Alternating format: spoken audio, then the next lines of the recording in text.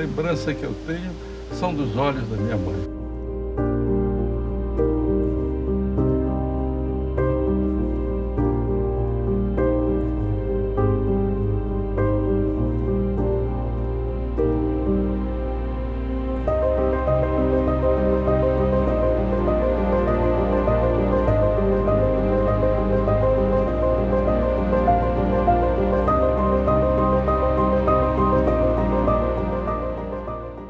Minha mãe chegou em São Bento, uma menina de 14 anos, retirante da cerca de 21.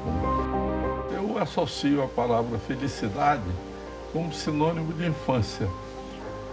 O período mais feliz, eu acho que de todos nós, é a infância.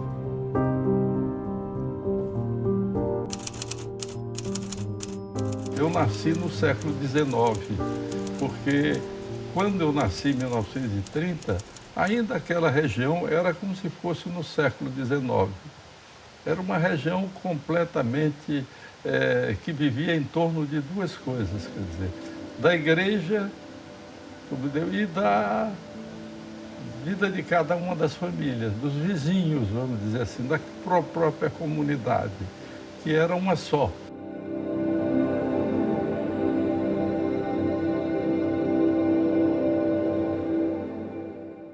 Sarney é um sujeito especial. Ele nasceu para governar, para ajudar, para servir. Não é à toa que meu tio, quando teve a notícia do nascimento dele lá em Pinheiro, ele escreveu atrás da porta: hoje nasceu um grande homem no Brasil. Quando o Sarney nasceu, os familiares foram visitá-los, inclusive minha mãe e tudo, e observaram que ele não usava touca. Naquele tempo, as crianças usavam touca, uma touquinha de pano, a nascer com rendinha, que era para não pegar vento. Todas as crianças usavam toucas. E a surpresa geral da família foi que o filho do Sarney não usava touca. Não tinha touca no enxoval do filho da dona Quiola. Aí começavam os comentários: por que será? Não sei. Ela sabe o que é? Mas dizia assim: que imprudência, esse menino pode pegar vento. Eu tinha uma tia que era assim, muito espirituosa, dizia: vai ver que é para não tampar a inteligência. Olha, se era ou não era, valeu ele não ter usado touca, viu? E lá em Pinheiro, eu passei muito pouco tempo, menos de 4 anos, eu já trago as primeiras memórias.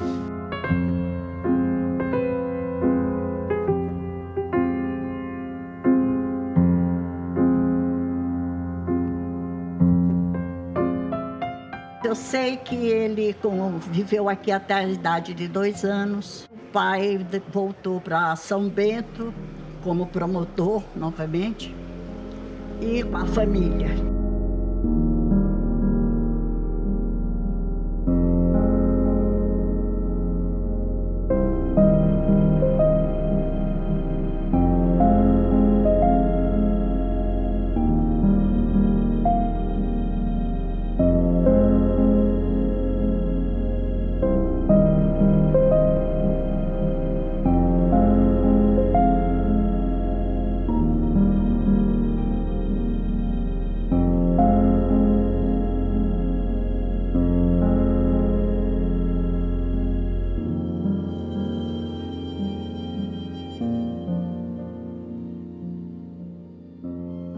São Bento marcou muito, porque nós morávamos perto da igreja. E, como eu disse, a vida naquele tempo gerava em torno da igreja.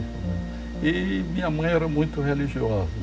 Então, nos levava muito às missas. Nós tínhamos essa obrigação de missas, de rezar toda noite. E criou um sentimento religioso muito grande em mim. De maneira que eu tenho uma lembrança muito grande de São Bento.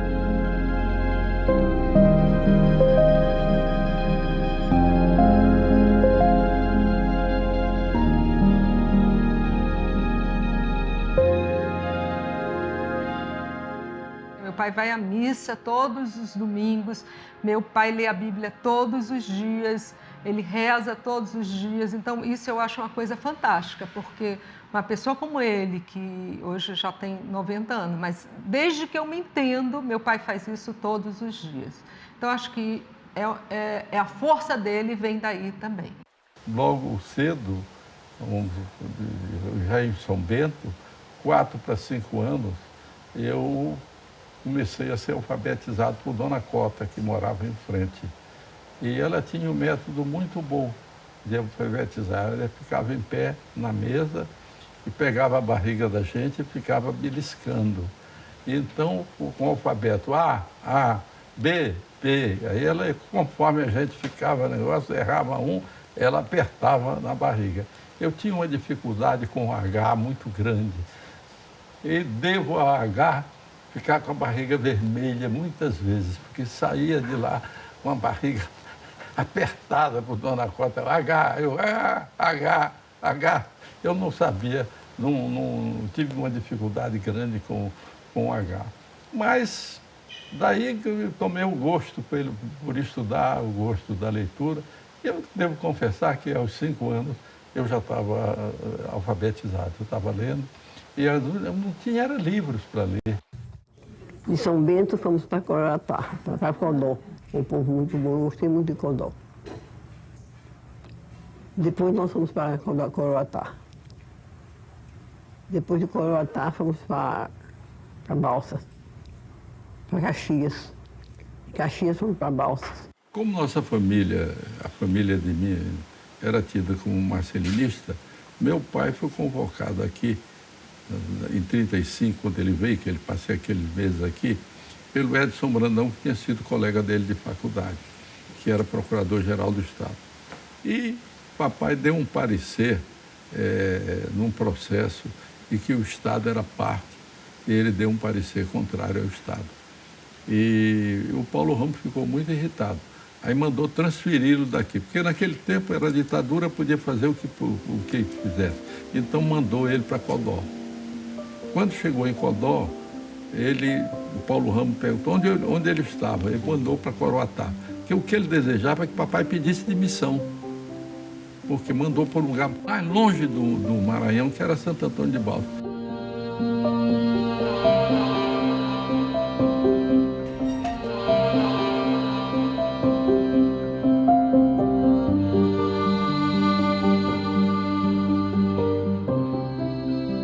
Aconteceu uma coisa muito engraçada, porque minha mãe contava, quando nós saltamos lá com a balsa, ela foi atrás de uma pensão, viu, pensão maranhense. Aí entrou, era uma pensão de mulheres.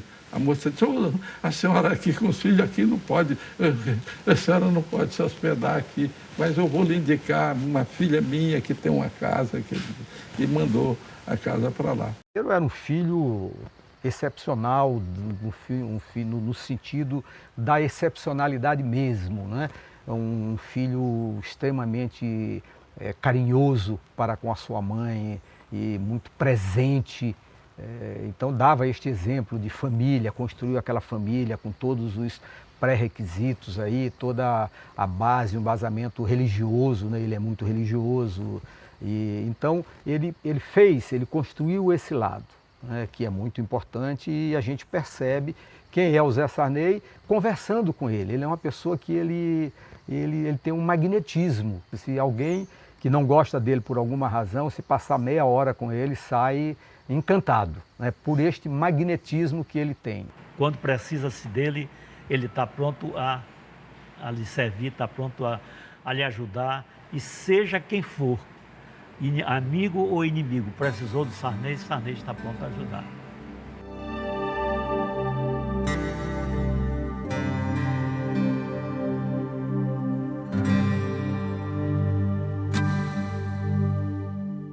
Pinheiro e São Bento, na Baixada Maranhense, aquela paisagem de tranquilidade, aqueles campos belíssimos, eu acho que influíram até na minha personalidade, porque eu passei a ter aquela tranquilidade daqueles campos, em que o horizonte se perdia no meio do verde das árvores.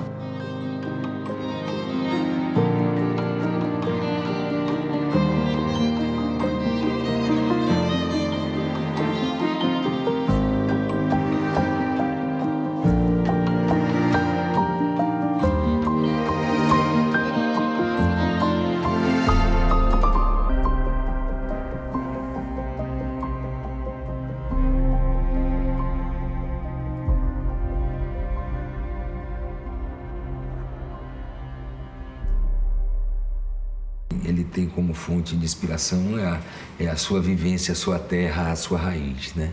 Então ele aí segue um caminho aberto pelos grandes escritores que cantam a sua terra, né?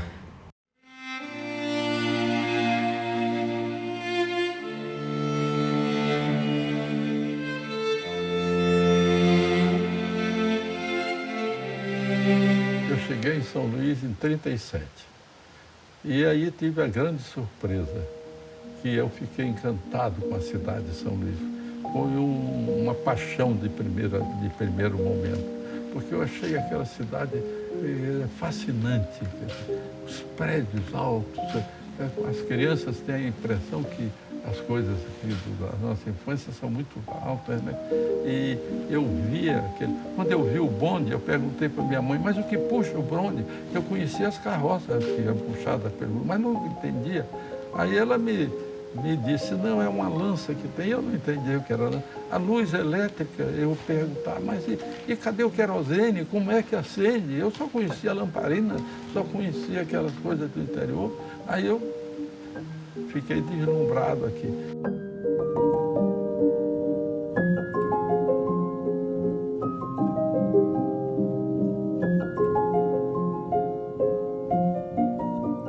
Quando eu voltei a São Luís, que eu me encontrei novamente com ele, já foi lá pela década de 40, e ele já estava estudando no Liceu Maranhense. Eu lembro dele fardado, uma farda cinza do Liceu Maranhense, me parece que tinha até um cap, se não me engano, na farda do liceu. E ele era o mais velho da turma e sentava na mesa depois do jantar para estudar, a criançada toda, a meninada, os estudantes, e ele que liderava aquele grupo de estudantes. Ele sempre despontou em todo lugar onde ele chegava, no ginásio. Ele era o líder ali. No científico tinha aquelas entidades estudantis, ele foi presidente várias vezes. Sempre ele teve comando. Ele nasceu para isso mesmo, para governar, para dirigir. Desde pequeno ele já tinha esse senso de limite, de responsabilidade, de saber onde ele podia colocar os pés. Ele não era assim um menino de brincar, assim. Ele sempre foi muito centrado, tem um pouco ensimesmado. E ele não foi um menino assim solto para brincar, por causa da responsabilidade que ele sempre teve, desde garoto. Um promotor público desse, para manter os filhos aqui em São Luís. Entendeu? Ainda bem, quando nós passamos por Liceu, aliviou um pouco, mas pagavam 100 mil réis naquele tempo pelo quarto. 5 mil réis era para lavar roupa e o 95 era da casa, com direito a café e almoço. O jantar não tinha, porque era casa de operário. Eu conheci na minha vida, isso foi muito útil para a minha viagem pelo interior e a vida de tudo onde eu participei. Era pão com café com leite, né? Ou, quando não tinha leite, só café. E o pão a gente abria e botava açúcar dentro e comia, que era o nosso jantar. Agora, por ironia do destino, o pão nós íamos comprar numa padaria que tinha na rua São Pantaleão. Quem era o dono da padaria? Doutor Macieira, doutor Macieira não, o velho Macieira, avô da Marli, que depois veio casar-se comigo. Primeiro e único namorado. Só namorei com ele. Nos conhecemos, ele passava no bonde em frente à minha casa, eu ficava na janela e dava adeuzinho e eu respondia com adeuzinho. Eu era o colega de colégio do Murilo Ferreira, filho do Arnaldo Ferreira, que era presidente da Associação Comercial aqui do Maranhão. E eu, como amigo do Murilo, eu era muito ligado a ele. Um aniversário na casa dele, ele me convidou para ir para lá, os colegas de como. E lá apareceu uma mocinha também, menina. Eu tinha uns 16 anos, ela tinha uns 14 anos, entendeu? Aí, compreendeu, rolou um pouco aquela coisa, como se diz hoje, né? Entre a menina e na festa de 15 anos eu fui surpreendido por um convite da Marli para me ir na festa de 15 anos dela, né? Então eu fui na festa de 15 anos dela. comecei a namorar a Marli. Aí doutor Macieira me obrigou a casar, né? Porque eu estava namorando com a Marli na janela e, como era tradicional no Maranhão, a gente namorava, as moças ficavam na janela, a gente ficava na calçada, conversando, ali sempre, no princípio, 6 horas da tarde, quando se saía. Eu, pelo menos, era essa hora minha que eu saía do serviço. Ficava. Quando parou um carro, e aí veio, uma mão botou no meu... Pô, Sarney, aqui, o que está fazendo? A filha dele lá em cima, eu aqui embaixo. O que está fazendo, né? Era o doutor Macieira, que era uma pessoa que foi meu sogro e meu amigo, muito grande. Então ele disse, vamos entrar, não fica aqui não, vamos entrar. E me levou e me entrou. Aí nunca mais saí de casa. Chegou, a dona Vera fez logo trouxe uma torta de banana, comi torta de banana durante 3 anos, compreendeu? Que não aguentava mais. No dia depois que eu casei, eu digo, ó, não me tragam mais torta de banana, não precisa mais torta de banana.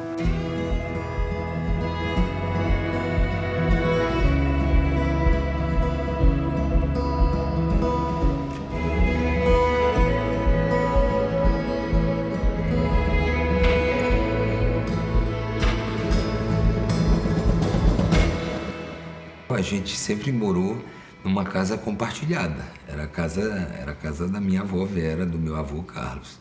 Ali na Rua do Passeio, onde nós nascemos e crescemos. E onde meu pai e minha mãe moraram até o governo, vai até 1965.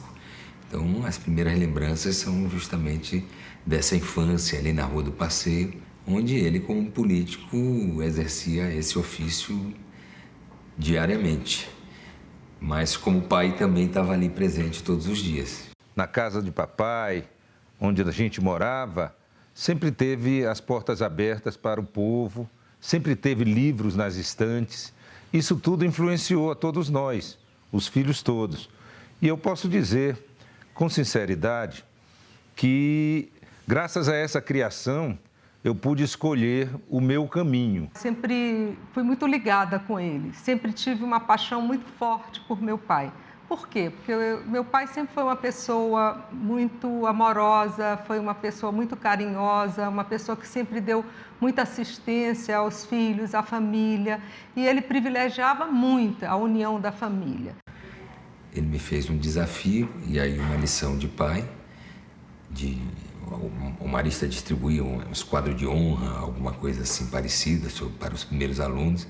Ele disse, se você estiver nesse quadro de honra, eu vou fazer uma vontade sua por mês. Bom, não preciso te dizer que a gente cansou de ir em jogo de futebol, que eu passei todo mês fazer questão de estar ali naquele quadro de honra e ir para os jogos de futebol. E ele me levando, que eu acho que ele também não tinha muita familiaridade em ir para isso. Mas ele passou aí a frequentar. O primeiro deles foi Santos e Milan, no Maracanã. Inesquecível, decisão do Mundial de Clubes. Eu ia ver Pelé a primeira vez, mas Pelé não jogou. Estava machucado e não jogou. E chovia muito, então foi a primeira vez que meu pai me levou no estádio. E a primeira lição, competir, em igualdade, ganhar, saber perder, essa coisa toda que a gente leva para a vida inteira. Ele conversou uma vez comigo, eu tinha 12 anos, 13 anos, comigo e com minha mãe, e disse, olha, eu acho que você não deve ir estudar em um colégio de elite, você tem de conhecer a realidade do nosso estado, da nossa cidade. O que você acha de estudar numa escola pública? Eu não sabia o que era público, o que era privado, eu achava ótimo, tudo era muito bom para mim. E minha mãe, claro, concordou, e aí eu fui. Eles me matricularam na escola normal e eu achei isso fantástico, porque a escola normal, para mim, me deu assim, uma visão da vida diferenciada. Sempre conversamos muito sobre a educação dos meninos, sobre tudo, sobre todos os aspectos. Nunca fizemos uma coisa para um lado, outra para o outro, sempre fomos de acordo.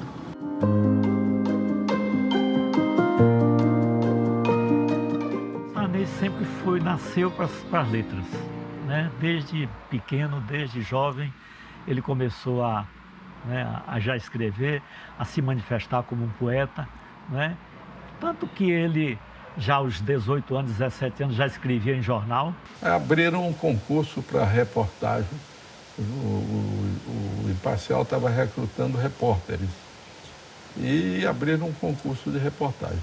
Eu, então, concorri, ganhei o concurso, em primeiro lugar, com uma reportagem sobre a Quinta do Barão. Eu tinha 17 anos, quase 17, 16 e pouco, quase 17. Aí eu entrei para o Diário Associado, aonde eu entrei como repórter para o setor policial, com a Zobel, que era o fotógrafo. Nós saímos e todo dia para cobrir polícia, né? E eu aí, como setor policial, eu aí peguei o jornal, e o jornal comecei a fazer romances sobre um Zé Ferreira, que morreu numa emboscada no João Paulo, numa armadilha que foi feita, e ele chegou. E descobriram que era ele. E era um homem que tinha uma vida que já tinha sido preso, mas se recuperou, e era tido como um homem que tinha sido recuperado, e todo mundo tinha. E quando descobriram o cadáver, foi uma surpresa muito grande. E eu então fiz um romance, Zé Ferreira entre o bem e o mal. Aí nós já vendemos jornal para burro com ele. E me deu uma promoção dentro do jornal, porque aí eu passei de repórter policial, para repórter geral dentro do jornal. Não tinha repórter geral, era redator, que a gente chamava. E depois eu fui redator, fui secretário e fui editorialista, fiz toda a carreira dentro do Diário Associado, que era o Imparcial naquele tempo. Passei 8 anos lá. E foi o jornal que me levou à política, porque me deu visibilidade política, porque através dos artigos que eu escrevia, passei a ser conhecido. E fiz o suplemento literário, aí já fundei a Ilha com bandeira tribo Luiz Carlos Belo Parga, que era a revista que tinha, e publiquei o primeiro livro, A Canção Inicial. E aí a literatura, eu que pensava que ia ficar pela literatura, escrevi um romance que se chamava Maré de Agosto, mas que depois eu tive a coragem e tive a sensatez de, quando fui ler, já depois de uns 20 e poucos anos, eu peguei os originais, aí que vi que era uma coisa tão ruim que eu cheguei, meti debaixo do braço, cheguei e joguei na maré, lá na beira-mar.